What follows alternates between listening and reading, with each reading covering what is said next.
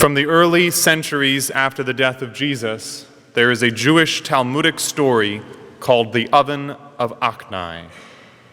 In this story, the best and the brightest rabbis of the day were arguing whether or not a specific type of oven was subject to ritual impurity. On one side was Rabbi Eliezer, and on the other was most of the rest of the community of rabbis. Rabbi Eliezer makes all the arguments in the world for his position, but none of them convince the opposition. Then, in frustration, Rabbi Eliezer proclaims, "If I am right, let the carob tree prove it." And the carob tree outside was uprooted and flew through the air. Yet the opposition was not convinced. Rabbi Eliezer tried again, "If I am right, let this stream prove it." And the stream flowed backwards. But the opposition was still not convinced. Then Rabbi Eliezer said, "If I am right, let the walls of this study hall prove it." And the walls began to collapse. But the opposition was still not convinced. Finally, after the opposition argued that trees, streams, and walls have no authority in this matter, Rabbi Eliezer says, "If I am right, heaven will prove it." And at that moment, a voice comes from heaven saying, "Why are you disputing with Rabbi Eliezer? For the issue is as he claims." But even with this voice of the author of the law, the opposition argue that God had given the Torah, the law, to them, and any answers should come from it, not him.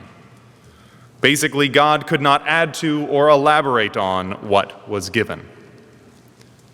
This story is about presenting some nuanced arguments surrounding divine revelation and proper methods of interpreting God's law, and is a little fantastical in that God certainly cannot contradict himself.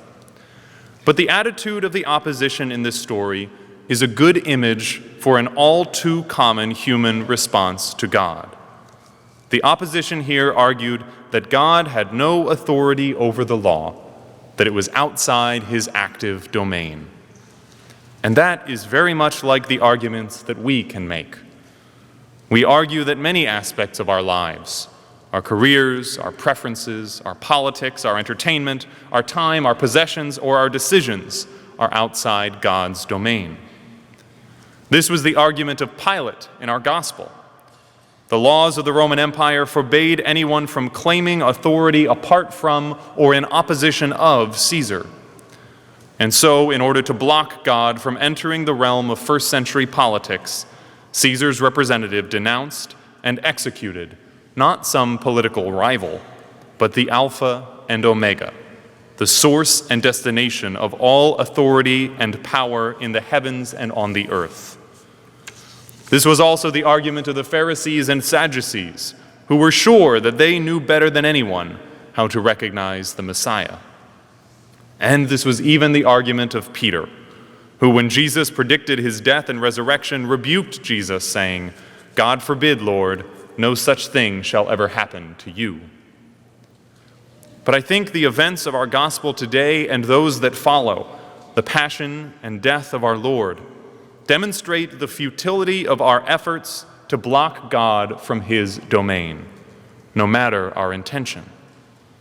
Note Jesus' careful words in this exchange with Pilate. Jesus knew Pilate did not understand the nature of Jesus' kingship. So he explained that his kingdom is not of the world. But we know that while it is not of the world, it is most certainly present in the world. Because despite the plotting of the Pharisees and the Sadducees, despite the power and might of Rome, and despite the misguided efforts of Peter, none of it stood in the way of God accomplishing his will that Jesus would bring salvation to the world. This feast of Christ the King should remind us that God's kingdom may not be of this world, but it extends to every corner in the world, in spite of our opposition, except for one, the human heart. It is only there that we can successfully deny God entry. And so while all creation will rejoice at his return in glory, a return described both in the Old and New Testaments today, both Daniel and Revelation. It is only in the human heart that in our selfishness, as Revelation says, we will lament his return. This concept of a king with this level of authority can risk being slightly distasteful to our American palates.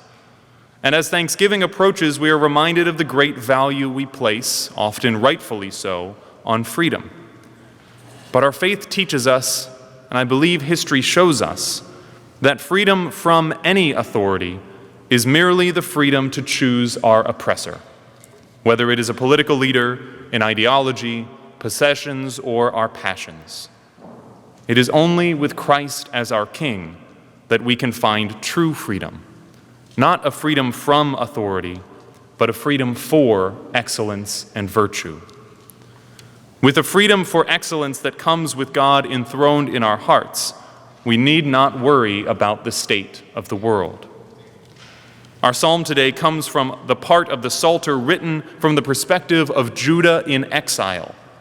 The earthly kingdom of David had been destroyed and the people sent to exile in Babylon. And yet, despite that, the psalmist proclaims, "The Lord is king, he is robed in majesty." If we surrender control of our lives to God and enthrone Christ in our hearts, then we too, no matter what comes, will see and rejoice that in all times and places, from the beginning to the end of all things, the Lord is king, he is robed in majesty.